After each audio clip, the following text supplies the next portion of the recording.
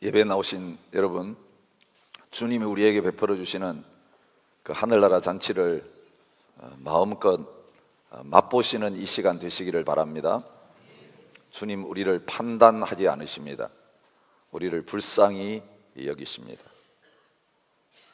너 능력을 나한테 보여달라, 그러면 상 주겠다, 그렇게 하시는 주님 아니십니다. 우리가 받을 상 없습니다. 사실은 지옥밖에 우리에게 기다리고 있는 것 없습니다. 근데 주님께서 우리가 받을 벌은 대신 받으셨고, 그분이 받아야 될 상을 우리 몫으로 준비해 놓고 우리를 그 하나님의 보좌에 함께 앉게 하시는, 그 보좌 우편에 주님과 함께 앉는 그 자리까지 우리를 높이시기를 원하십니다.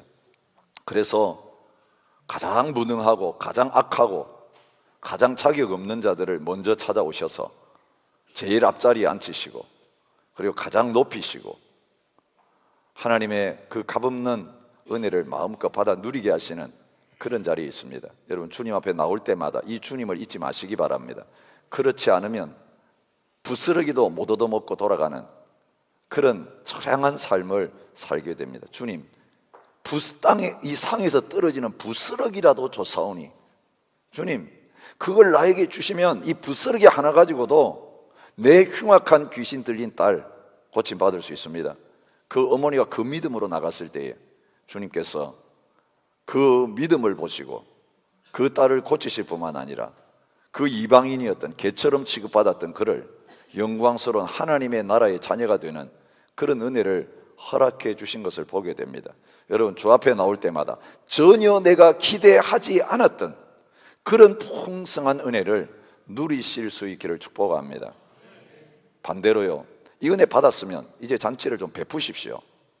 우리의 자세를 바꾸시기 바랍니다. 사람들을 향한 비판적인 그 날선 시선들이 이제는 부드러운 시선으로 바뀌어질 수 있기를 바랍니다. 여러분, 예배 참여해서 시작하는 순간부터 마치고 돌아가는 순간까지, 그리고 이 예배당을 떠나는 그 순간만이 아니라 집에 돌아갔어도, 직장에 갔어도, 사업을 하면서도, 공부하면서도 누구를 만나든지 그 주님의 따뜻한 시선을 가지고 판단하고 정죄하기보다는 용서하고 축복하고 격려함으로 말미암아 초상집을 잔치집으로 만드는 그런 삶을 살아가는 저와 여러분들이 되실 수 있기를 바랍니다. 여러분, 많이 차려져 있어가지고 그게 잔치가 아닙니다. 아무리 많이 차려져 있어도 거기에 비판의 시선, 정죄의 시선이 있으면 그 잔치가 되지를 못합니다. 마른 떡 한 조각만 거기 있어도 화목하면, 우리가 서로 사랑하면 거기에서 천국을 경험하는 그런 놀라운 역사들이 일어나게 되어질 줄 믿습니다. 주님은 이제 그 잔치를 시작하셨고, 이제 이 잔치가 계속 되어지기를 원하고 계십니다. 특별히 누가복음을 통해서 주님께서 베풀어 주시는 잔치, 누구를 위한 잔치인지 오늘 거지 나사로와 부자의 비유를 통해서 저와 여러분들에게 이 누가복음 전체에서 복음이라고 말하는 것의 본질이 무엇인가 라는 부분들을 저희에게 보여주기를 원하십니다. 여러분, 성경도 율법적인 시선으로 바라보게 되어지면 이 말씀 얼마나 오해하고 정반대로 해석하기 쉬운지 모르겠습니다. 저는 주일학교 다닐 때부터 이 거지 나사로 이야기 귀에 못지 박히도록 많이 들었습니다. 근데 주로 이런 설교였습니다. 어린이 여러분, 하나님 말씀대로 바로 안 살면 이 부자처럼 지옥 가게 됩니다. 거짓말하지 마세요. 헌금 떼먹지 마세요. 그리고 주일날 꼭 와야 됩니다. 지옥이 있고 천국이 있는데 하나님 말씀 안 들으면 지옥 갑니다. 이런 설교를 듣고 컸습니다. 그래서 여러분, 이 말씀 묵상하라 그러면 주로 그런 식으로 말씀을 묵상합니다. 바로 살아야지, 열심히 신앙생활 잘해야지, 저 부자처럼 지옥에 안 가려면, 나사로처럼 천국 가려면 열심히 신앙생활 잘해야 된다.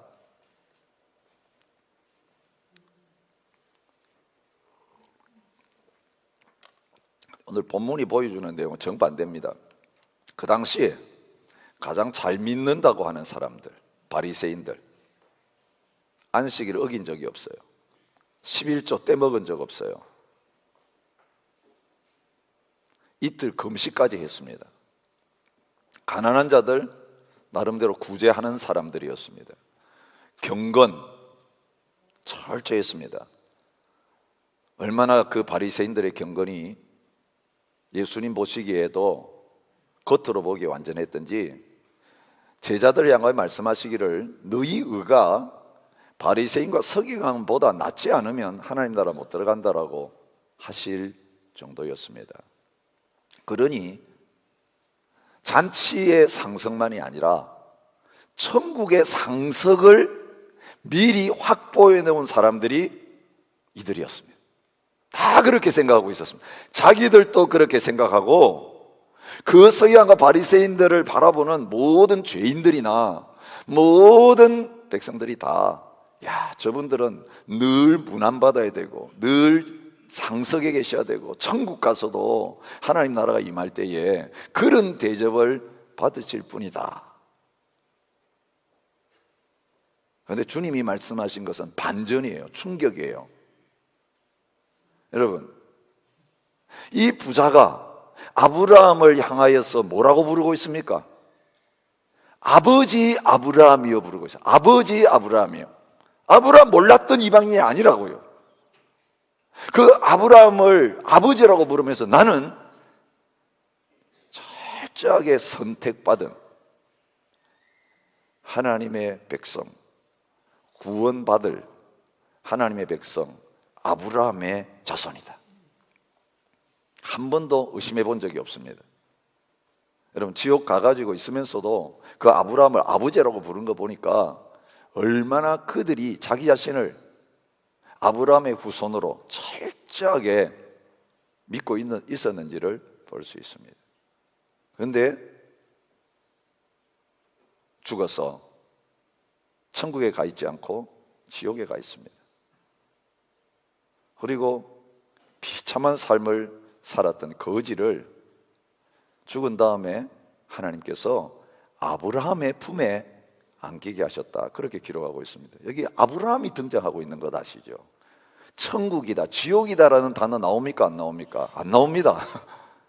여러분, 오해하지 마십시오.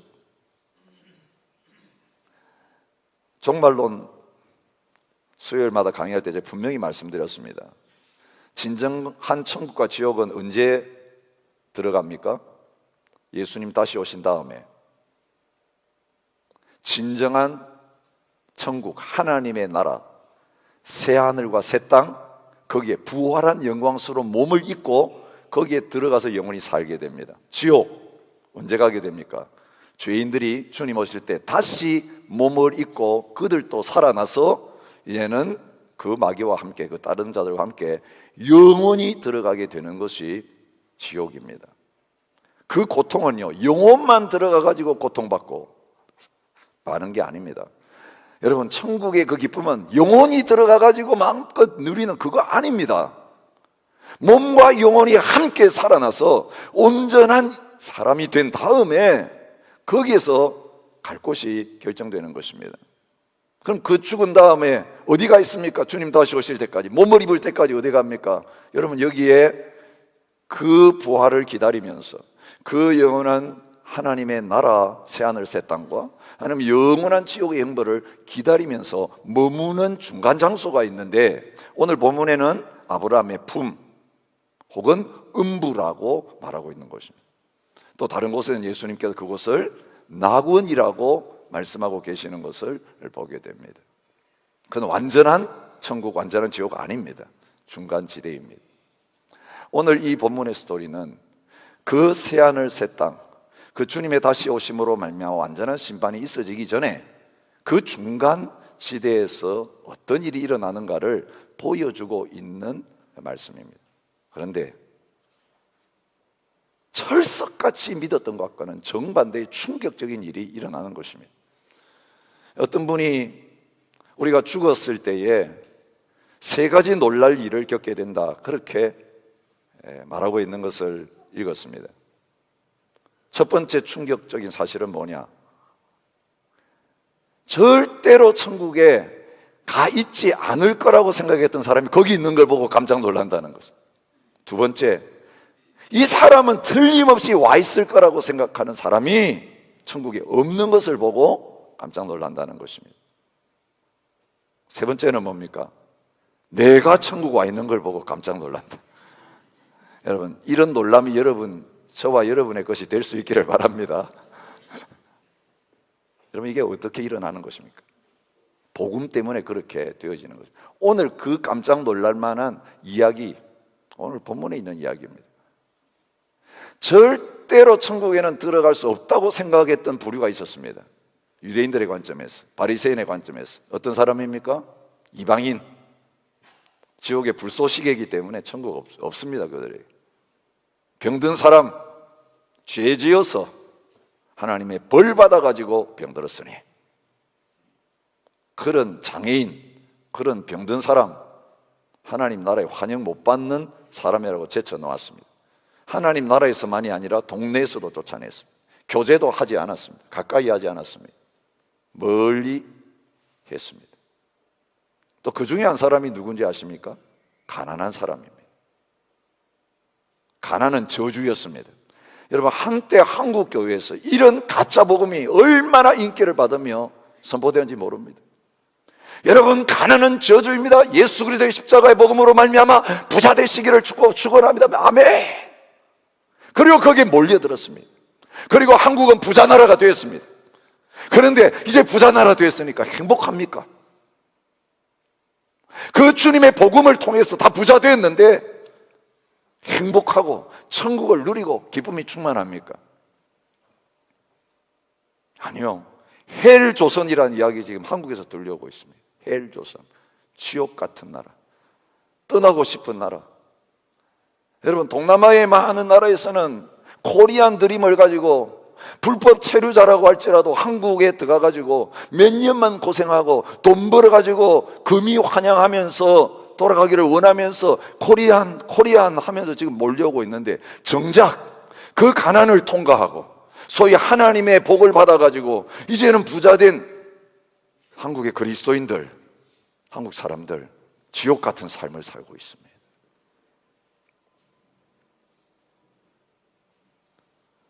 (2009년 1월 달에) 그것이 알고 싶다 라고 하는 프로그램에서 700회 특집을 했습니다.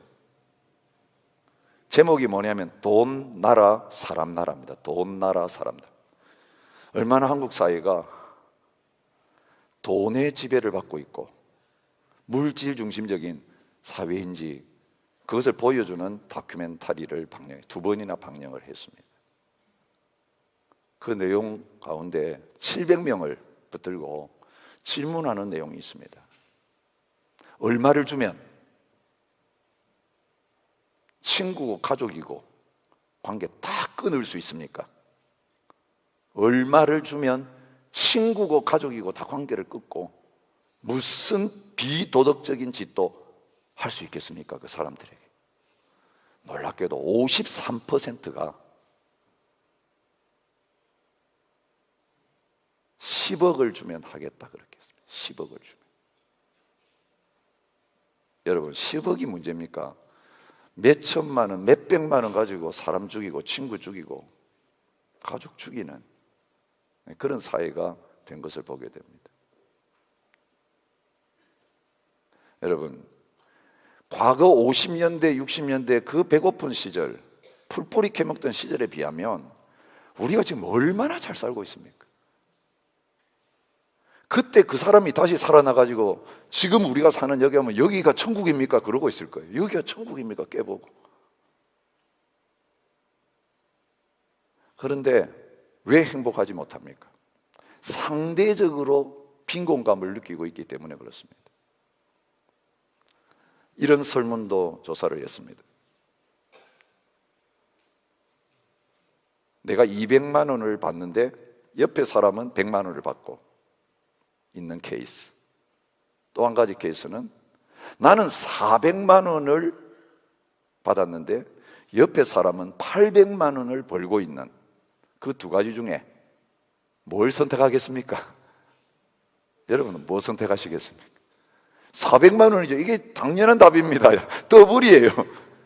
그런데 60%의 한국 사람들이 첫 번째를 선택했어요.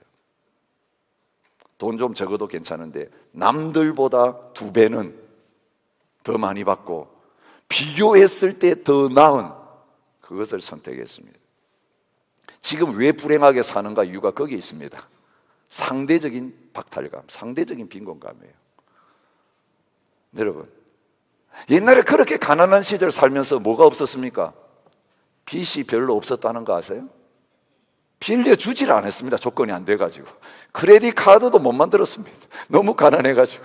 그러니 빚을 빌리는 게 능력이라고 믿었고, 그래서 가난한 사람에는 은행 근처에 갈 자격도 안 주어졌습니다. 그렇게 가난해도 빚 없이 살았습니다. 근데 그때에 비해서 얼마나 잘 살고 있습니까? 그런데 이게 빚잔치입니다. 올해 통계를 보니까 국민당 한 사람이 2,400만 원 빚을 지고 있다 통계가 나왔습니다. 국가 전체로 1,200조 원입니다. 개인 부채가 그렇다는 말이에요. 호주는 괜찮을까요? 호주에 사는 사람 중에 빚 없는 사람 얼마나 될 것 같습니까? 호주는 부자 나라니까. 놀랍게도요, 85%가 빚을 지고 살고 있습니다. 한 사람당 지고 있는 빚이 자기가 처분해가지고 갚을 수 있는 능력에 얼마가 되느냐? 20년 전에는 지고 있는 빚이 내 모든 처분해가지고 갚을 수 있는 그 능력에 비해서 80%였습니다. 다 처분하면 갚고도 20%가 남았습니다. 20년 후 지금 이 호주 안에서 빚을 지고 있는 사람들이 어느 정도의 빚을 지고 있느냐? 자기 총 가처분 소득의 180%의 빚을 지고 있습니다. 거의 2배입니다. 다 팔아도 그 빚을 못 갚습니다. 절반 정도밖에 못 갚는 그 수준이 되고 있습니다. 근데 놀라운 건 뭔지 아세요? OECD 국가 중에서 내가 처분해서 갚을 능력에 비해서 가장 많은 빚을 지고 있는 나라가 어느라고 생각하셔요? 복지국가인 노르웨이, 스웨덴, 저 북구에 있는 나라들은 빚이 없을 거라고요? 아니요. 놀랍게도 통계를 보면요, 그 북구에 있는 나라들 사람들이 자기 처분에 할 수 있는 소득에 비해서 더 많은 빚을 지고 있습니다. 여러분, 그 중에 한국이 9위입니다. 호주는 아마 그보다 더 높을 거라고 생각합니다. 여러분, 오늘 이 시대가 그렇게 되어가고 있습니다. 돈이 주인이 되고 있습니다. 그런데 세상은 그렇다 치고 하나님의 나라의 모델하우스라고 하는 실제적인 삶 속에서 천국을 이 세상에서는 전혀 경험할 수 없는 이 세상의 원리와는 반대되는 일이 일어나기를 기대하는 그것을 보여줘야 될 하나님의 나라가 어떻게 됐는가? 서기관과 바리새인들이 판을 치던 유대시대, 예수님 당시와 전혀 다를 바 없는 모습으로 하나님의 교회가 변질되고 있습니다. 더 크게 만들기 위해서, 더 많이 모으기 위해서, 더 세상적으로 부요한 큰 교회가 되기 위해서 물질이 중심이 되어서 모든 것을 끌고 가는 곳으로 바뀌었습니다. 여러분, 돈 없는 사람은 교회에서 직분 맡기도 어려운 사회가 되고 있습니다. 저희 교회가 그렇지 않은 것을 저는 진짜 감사합니다. 그러나 대부분의 한국 교회는 이미 사람 뽑을 때부터 사회적인 능력을 봅니다. 그거 없는 사람은 아예 원서도 내지 못하는 그런 시대가 되었습니다. 돈이 필요하기 때문에 직분자 세우고, 직분자 세우면서도 강제 헌금 몇백만 원씩 혹은 몇천만 원씩 다 거두고, 그래서 한번 직분자 세우고 나면 남는 게 너무 많고 그것 가지고 뭔가 일 벌이고, 그래서 일하기 전에 사람부터 세우는 일들을 하고 있는 이런 것으로 변질되었습니다. 근데 주님께서 이 땅에 오셔서 선포하신 그 나라가 어떤 나라인지, 누가복음을 통해서, 복음서를 통해서 이게 진짜 기쁜 소식이구나 라고 하는 것을 드러내 주십니다. 누구에게 기쁜 소식입니까? 죄인들에게 기쁜 소식입니다. 정죄받고 쫓겨났던 그 병자들에게 기쁜 소식입니다. 무덤가에서 소리 지르며 살면서도 사람 취급받지 못했던 귀신 들린 자들에게 기쁜 소식입니다. 가난뱅이라고 비난받으면서 하나님 앞에 저주받았다라고 손가락질 당하던 가난한 자들에게 기쁜 소식입니다. 없어서 병들어서 소외당해서 질질 짜고 다니던 우는 자들에게 기쁜 소식입니다. 늘 힘없이 눌려 살던 그 사람들에게 기쁜 소식, 하나님 나라의 복음인 것을 주님께서 잔치를 벌이시는 하나님 나라 잔치를 통해 보여주고 계시는 것입니다. 그런데 주님은 오늘 이 천국 지옥 비유를 통해 뭘 가르쳐주시냐 하면, 하나님 나라의 잔치는 누가 들어오고 누가 들어오지 못한가, 그것은 이 땅에 예수님 오셔서 벌이셨던 그 잔치의 모습과 조금도 다르지 않고 똑같다, 그렇게 말씀하는 것입니다. 여러분, 주님이 이 땅에서 보여주시는 모습과 천국에서 보여주신 모습이 정반대로라고 한다면 우린 속았습니다. 우린 잘못 신앙생활을 하고 있는 것입니다. 여러분, 오늘 우리가 세상을 향하여 복음을 들으라고 말하면서 천국은 이런 곳이다라고 말하면서 이 교회가 우리가 들어가서 누리될 천국의 모습과는 다른 모습으로 신앙생활을 하고 있다면 우리는 속이는 것입니다. 사기치는 것입니다. 여러분, 말로만이 아니라 저희 교회가, 우리의 삶이 성경이 우리에게 약속하신 그 새하늘과 새 땅에서 예수 그리스도께서 왕 되시고 주인 되시면서 세워가실 그 하나님 나라의 모습, 그 하나님 나라의 잔치의 모습을 가장 비슷하게, 가장 아름답게 드러낼 수 있는 곳이 되어질 수 있기를 진심으로 축복합니다. 어떤 사람을 위한 잔치입니까? 하나님의 나라는 가난한 자들을 위해서 잔치하는 곳입니다. 그 가난한 나라의 잔치에 가장 상석에 앉았던 주인공이 누구입니까? 거지 나사로 같은 사람이라는 거예요. 여러분, 이 땅에서 주님께서 가까이 하셨던 사람들, 바로 그런 희망 없는 사람들이었던 것을 보여주고 있습니다. 그럼 부자는요, 다음 주일에 답이 나옵니다. 바늘기로 절대로 통과할 수 없다고 한 그 부자가 어떻게 그 바늘기 통과해서 아브라함의 자손으로서 하나님 나라 대접받는 것, 삭개오라고 하는 인물을 통해 분명하게 보여주실 것입니다. 여러분, 원천적으로 돈 가진 사람 배제한다, 그런 말씀이 아닙니다. 누구를 향하여 복음이 증거되어야 하느냐, 먼저 초대받아야 될 대상이 누구냐, 그 하나님 나라가 전파되었어요. 가장 두 손 들고 박수 치면서 그 나라에 들어오고 싶어 하는 사람들이 누구일 것이냐, 그런 사람들 찾아가서 문을 열고 그런 사람들에게 초청장을 베풀어서 거절한 사람들이 비워놓은 그 자리를 채우는 역사를 내가 보기를 원한다고 주님께서 말씀하시면서 오늘 그 하나님의 나라의 잔치의 빈자리에 그 영혼들을 초청하고 계시는 것을 보게 되는 것입니다. 주의 영이 내게 임하신 이유가 무엇인가? 주님께서 나사렛 회당에서 설교하시면서 말씀하셨습니다. 이사야가 예언한 그대로 내게 기름을 부으사 가난한 자에게 아름다운 소식을 전하기 위함이라고 말씀하셨습니다. 가난한 자는 복이 있나니 하나님 나라가 너희 것이요, 주님께서는 그 평지에서 제자들을 향하여서 가르치시면서 말씀하신 것을 누가복음 6장 20절에서 볼 수 있습니다. 세례요한이 감옥 속에서 당신 내가 증거한 메시아 맞습니까? 증거를 보여주세요 라고 제자들 보냈을 때에 이렇게 가서 대답하면 그가 알아들을 것이라고 말씀하신 내용이 무엇입니까? 맹인이 보며 못 걷는 사람이 걸으며 나병 환자가 깨끗함을 받으며 귀먹은 사람이 들으며 죽은 자가 살아나며 마지막으로 가난한 자에게 복음이 증거된다고 해라.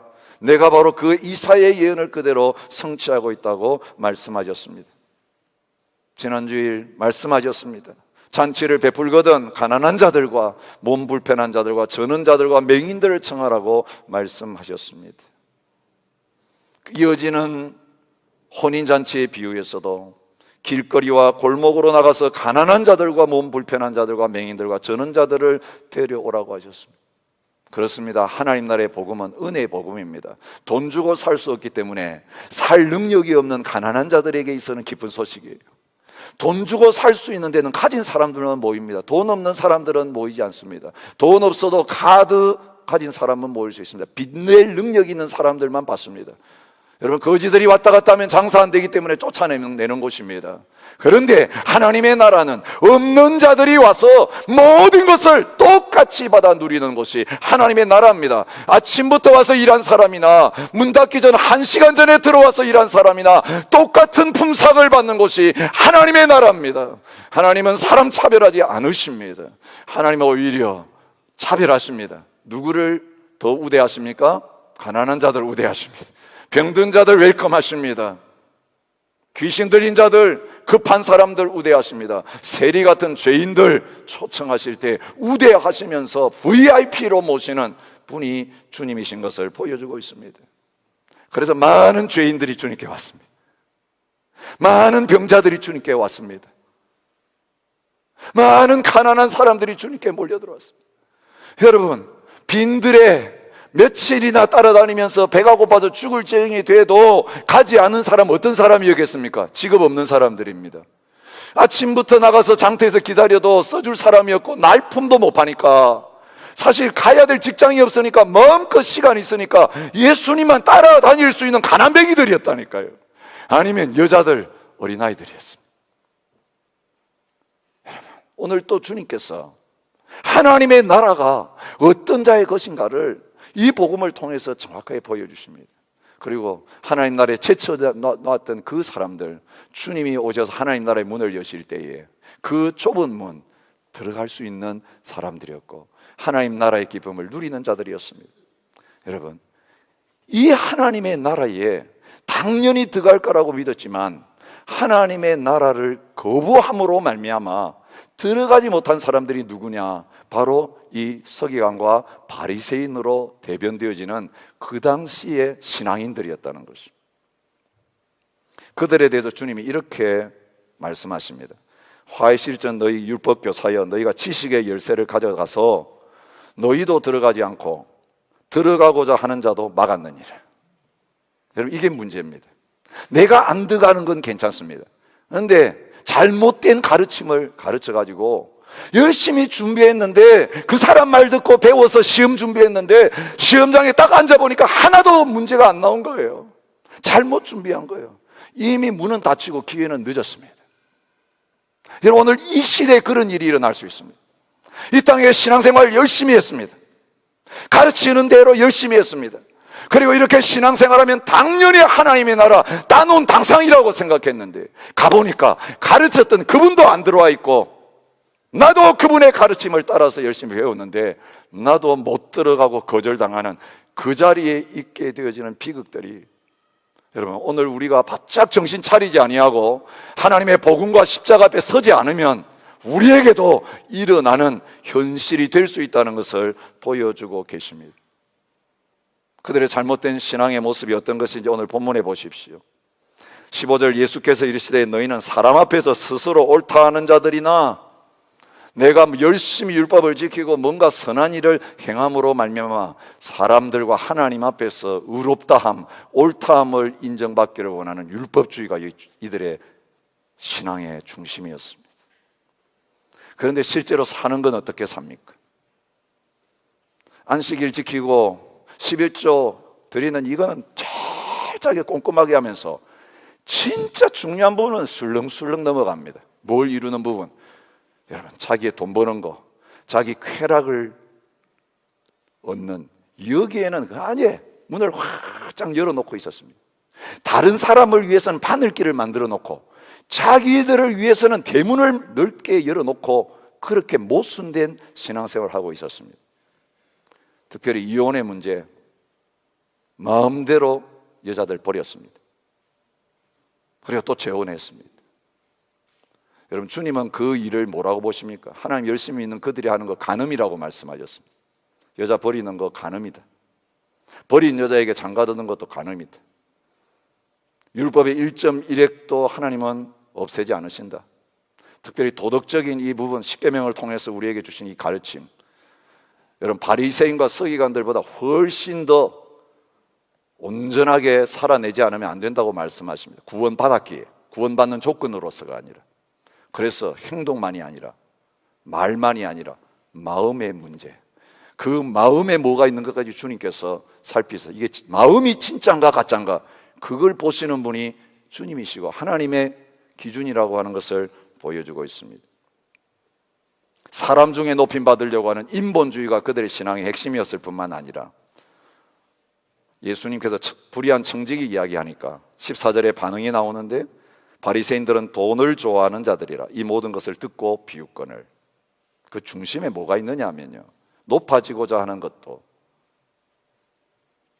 열심히 율법을 지켜가지고 선생님이라는 말 듣고 지도자라는 말 듣기를 원하는 것도 결국 중심에는 뭐가 있느냐 보니까 자기 이익을 챙기고 싶은 거예요.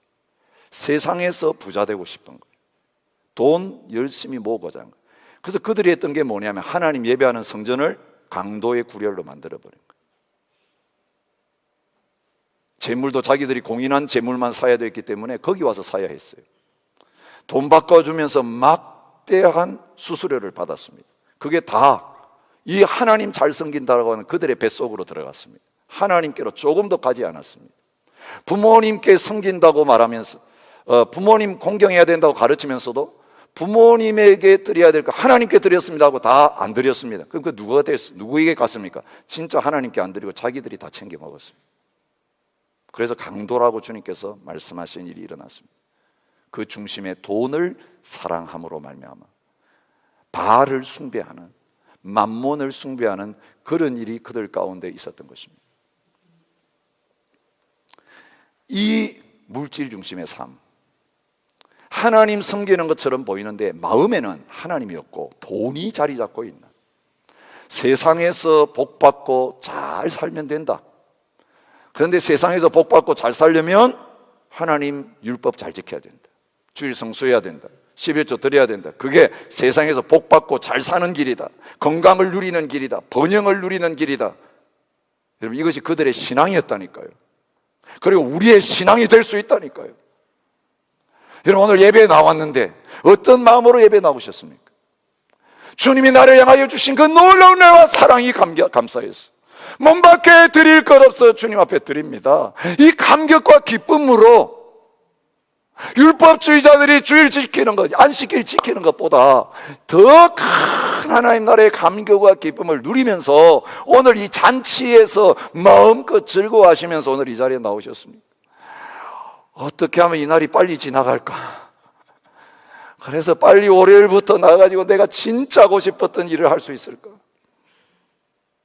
그런 마음으로 이 하루 그냥 죽었다 치고 눈 딱 감고 그냥 보내고 지나가자, 그런 마음으로 주일을 맞이하시고 하나님 앞에 헌금 주머니를 받으시고 아니면 봉사에 대한 정직의 요청서를 받으시고 이렇게 살고 계신지 모르겠어요.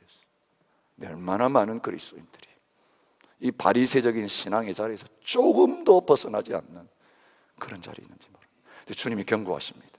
그 자리 떠나지 않으면 지옥행이라고 말하는 것이죠. 아브라함의 자손이라고 자부하던 그 사람이 아브라함을 아버지라고 그 지옥에서도 부르고 있지만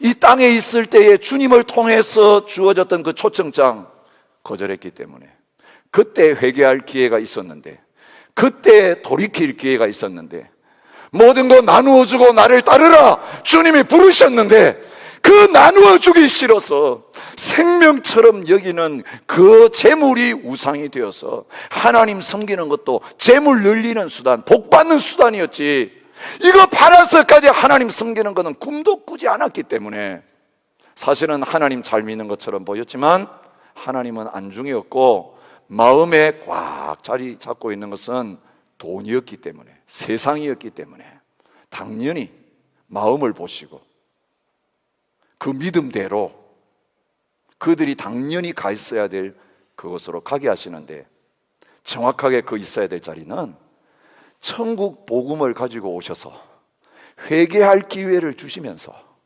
들어오라고 요청하시는 이 주님의 요청을 거절했기 때문이라고 말하는 것입니다. 놀라운 것은 이들이 율법을 잘 알고 있었다는 거예요. 율법과 선지자들을 잘 알고 있었다는 거예요. 근데 뭘 몰랐습니까?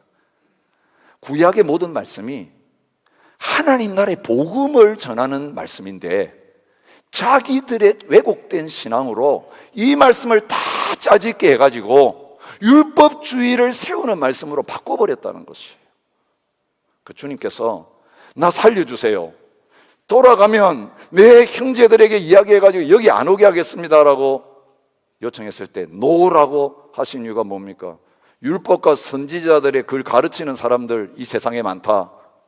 그 율법과 선지자들의 말씀을 통해서 하나님의 나라가 이미 선포되고 있고 하나님 나라의 초청장이 보내지고 있는데 그 말씀을 통해 증거되어지는 하나님 나라 초청장 안 받아들이면 나 지옥 갔다 왔어요, 천국 보고 왔어요, 경험 가지고 체험 가지고 절대로 여기 오지 말라고 죽었다가 살아난 사람이 이야기해도 안 받아들이게 될 것이다, 그렇게 말씀하시는 것입니다. 사랑하는 성도 여러분, 주님이 오늘 저와 여러분, 예배하는 자리는 저와 여러분들에게 도전하시는 말씀이 이것입니다. 지금 우리가 살아있는 동안에 하나님의 말씀을 통해서 하나님의 나라에 대한 초청장을 우리가 받고 있는 것입니다. 하나님의 나라는 가난한 자들의 것이고 병든 자들의 것이고 귀신 들린 자들의 것이고 낮은 자들의 것이고 가장 중요한 것은 죄인들을 위해서 주님이 왔다고 말씀하시면서 탕자와 같은 그 죄인들, 창녀와 같은 죄인들, 이 하나님 나라 들어오면 죄 용서받고 자녀가 되는, 예수님의 신부가 되는 놀라운 은혜가 주어졌다고 말할 때에 이 초청장이 나 같은 의인에게는, 나 같은 모든 것 부족함이 없는 자에게는 해당 안 되는 이야기라고. 그 사람들은 은혜로 구원받을지 모르지만 나 같은 열심히 있는 사람에게는 그 은혜가 필요 없고 내가 쌓아놓은 이것이면 충분해, 돈이면 충분해, 내 경건이면 충분해. 여러분, 이것을 믿고 주님의 초청을 거절하고 하나님의 말씀 앞에서 이건 내려놓지 못하고 여전히 붙들고 있으면, 여러분, 우리가 세상 떠날 때에 정확하게 가 있어야 될 곳이 하나님의 나라가 아니라 그 하나님 나라 바깥에서 울며 슬피 울며 이를 가는 사람들이 있는 그 자리가 될 수밖에 없다는 것을 말씀해 주고 계십니다. 주님 말씀하셨습니다. 우리의 마음을 하나님 보신다고 했습니다. 겉으로는 율법 지키는데 열심히 했지만 그 마음을 보니까 바리새인들의 마음엔 돈밖에 없었습니다. 바알이 가득 차 있었습니다. 이거 내려놓지 않으면, 이거 다 치우고 그 자리를 비워놓고 그 빈자리에 주님을 모시고 그 빈자리에 하나님을 모시지 않으면 절대로 천국 갈 수 없다고 말씀하십니다. 여러분, 어떻게 돈 욕심 버릴 수 있겠어요? 탐욕을 어떻게 버릴 수 있겠어요? 세상 살아가려면 돈이 능력인데, 세상 사람들은 돈으로 다 하는데 우리 그리스도인들 가난뱅이 돼가지고 아무것도 없이 뭐 가지고 일하겠어요? 뭐 가지고 선교하겠어요? 뭐 가지고 교회 섬기고 사업하고 구제하겠어요? 여러분, 이런 생각을 할 때가 많습니다. 주님 말씀하시면 거기에 대한 대답을 말씀하십니다. 내가 천지를 만들었고 내가 모든 것을 줄 수 있는 사람이다. 보리떡 5개 가지고도 5,000명 먹이는 능력이 나에게 있다. 나 하나로 만족할 수 있느냐? 예수님의 이름 하나 붙들고 다 할 수 있다고 빈 털털이 되어가지고 열방을 향하여서 오직 주님 공급하실 것입니다 믿고 나아갈 수 있느냐? 이스라엘 백성이 떡반죽 하다가 급히 그 자루 들쳐매고 나갔는데 40년 광야 생활 하기에는 택도 없는 적은 것이지만 하나님이 나가라고 하셨으면 광야에서 굶겨 죽이지 않을 것이다 믿음으로 나갔더니 만나를 내리시고 메추라기를 내리시고 신발 떨어지지 않게 하시고 옷 한 벌 가지고도 40년 지내게 하시는 그 하나님이, 그리고 엘리야에게 까마귀를 통해 먹이시는 그 하나님이 내가 지금 진 것 하나도 없어도 믿음으로 말씀에 순종하고 내 삶을 그 나라와 의를 위하여 드리면 먼저 그 나라와 의를 구하는 자에게 모든 것 더해 주신다고 약속하신 그 말씀을 이루실 하나님이라고 믿고 주님께서 주라고 하시면 다 줄 수 있는 그런 자리에 있는가, 그것을 묻고 계십니다. 우리가 믿는 예수님이 그런 분 아니면 안 믿는 것입니다. 복 주는 예수님, 복 주는 하나님, 그 예수님 안 믿는 겁니다. 세상 사람들이 부처 앞에 가서 빌면서 복 달라고 하는 거 똑같습니다. 주님은 제자들이 그것 줘가지고 전도하라고 보내지 않으셨고 나의 이름 가지고 가서 하라고 했습니다. 여러분, 우리가 지금 병들었고 가난하고 심지어 이 세상에 핍박을 받고 아무것도 가진 것이 없어도 지금 가장 밑바닥에서 시작해도 나의 보배가 되신 예수님, 나의 전부가 되신 그 예수님, 그 한 분 나에게 있으면 만족합니다. 예수님의 이름이면 충분합니다. 여러분, 이 믿음으로 주님을 취하는 자리에 서는 저와 여러분 되시기 바랍니다. 이게 예수님을 바로 믿는 겁니다. 두 주인 섬길 수 없다고 말씀하십니다. 지금도 아프리카나 인도 같은 많은 나라에서 전도하면 믿겠다고 해놓고 집에 가보니까 섬기던 신은 하나도 없애지 않고 다 차려놓고 거기 마지막에 십자가 하나 더 꽂아놓고 내가 섬기는 여기에 혹시 또 예수가 구원을 줄지 모르니까 이것도 하나 보험 들어놓자, 이런 식으로 섬기는 사람들이 부지기수라는 거 아세요? 오늘 우리가 그럴 수 있어요. 돈도 섬기고 돈도 믿고 주님도 믿고. 아니요, 두 주인 섬길 수 없다고 주님 말씀하세요. 진짜 돈으로 사는지 주님으로 사는지 한번 실제적인 삶 속의 순종을 통해서 경험해 보세요. 아무것도 없어도 주님 말씀대로 순종해서 나눠줬더니 내가 굶어 죽는가, 불행해지는가, 비참해지는가. 여러분, 제자들은 예수님 따르라고 했을 때 배와 그물과 부모님 다 버려놓고 따랐습니다. 그리고 오직 예수, 오직 예수. 가난뱅이처럼 열방 가운데 흩어져가지고 전하면서 그 부끄러워하지 아니하고 오직 예수님. 하나님의 나라는 예수님 안에 모든 게 다 있습니다. 여러분, 주인을 잘 만나면 모든 거 다 바뀝니다. 한나라의 왕이 제대로 세워지면 백성의 문제는 해결됩니다. 마귀에게 종노라던 그 삶이 이제 끝났습니다. 더 이상 저주는 끊어졌습니다. 예수님 안에서 하늘에 속한 모든 신령한 복이 우리의 것이 되었습니다. 그 하나님 나라의 기업이 우리께 되었고 하나님의 아들이 되었으니 아들로서의 모든 권세를 주님 앞에서 누릴 뿐만 아니라 이 땅에서도 이 나라가 주님의 나라이기 때문에, 이 땅이 주의 땅이기 때문에 주의 이름 가지고 가서 선포하면서 다 찾아낼 것입니다. 이렇게 사는 자가요, 아무 가진 것이 없어도 예수님을 왕으로 모시고 예수님을 내 인생의 주로 모시고 사는 하나님 나라 백성인 것입니다. 무엇을 선택하시겠습니까? 죽어서 어디 갈 것인가의 선택은 살아있을 때 지금 내가 하나님 말씀을 통해서 모시라고 하는 예수님을 주인으로 모시고 살기 위해서 내가 주인 삼은 것을 내려놓고 따르느냐, 아니면 초청을 받았는데 그것이 탐나서 아까워서 달려가다가도 롯의 처처럼 뒤를 돌아보면서 다시 돌아가는 그런 삶을 사느냐 아니냐에 따라 달려있는 것입니다. 여러분, 돈의 문제 가벼운 문제 아닙니다. 우리의 신앙의 현주소를 정확하게 파악할 수 있는 문제입니다. 재물이 있는 곳에 너의 마음이 있다고 했습니다. 우리의 재물이, 우리의 상급이, 우리의 진정한 축복이 하나님 나라에 있다고 믿고 그 하나님 나라의 모든 걸 쌓기 위해서 지금 말씀대로 이 재물을 바로 쓰느냐 그렇지 않느냐에 따라서 오늘 우리의 믿음이 드러난다고 말씀하십니다. 나를 위해 열심히 일하고 쌓은 재물은 내 것이라고 생각하고 내 자신의 행복을 위해서 재물을 붙들고 살아가는 삶은 주님 없는 삶입니다. 재물이 나의 기쁨입니다. 재물이 나의 소망입니다. 재물이 마지막까지 놓아서는 안 되는 나의 생명인 것입니다. 여러분, 이제는 그 삶 청산하시기 바랍니다. 하나님의 나라가 장차만이 아니라 지금 이 땅에서도 우리에게 주어졌습니다. 여러분, 그 하나님 나라를 누렸던 이 제자들처럼, 하나님 백성들처럼 여기 쫓겨다니고 저기 쫓겨다니면서 거지가 구걸하는데도 돈 줄 게 없어서 나사렛 예수의 이름밖에 줄 것 없었고 일어나라고 말씀했던 그 제자들처럼 오늘도 예수님 한 분이면 충분합니다. 나의 주인 되시고 나의 모든 것 되시고 나의 보배가 되신 그 예수님 안에서 만족하면서 끈질기게 따라다니던 이 탐욕, 이 재물에 대한 욕심, 재물을 의지하는 마음 이제는 활활 벗어버리고 예수 그리스도 안에서 신령한 부자가 되고 날마다 주님의 이름으로 주님이 원하시는 것들을 마음껏 적은 물질 가지고도 더 크게 해낼 수 있는 저와 여러분들이 되실 수 있기를 주님의 이름으로 축복합니다. 우리 함께 헌신하면서 기도하는 자리로 나갔으면 좋겠습니다. 522장 함께 찬양하면서 주님 내가 진정한 하나님 나라의 초청장에 응답하면서 사인하면서 그 하나님 나라로 나가기를 원합니다. 이 고백을 함께 나가셨습니다.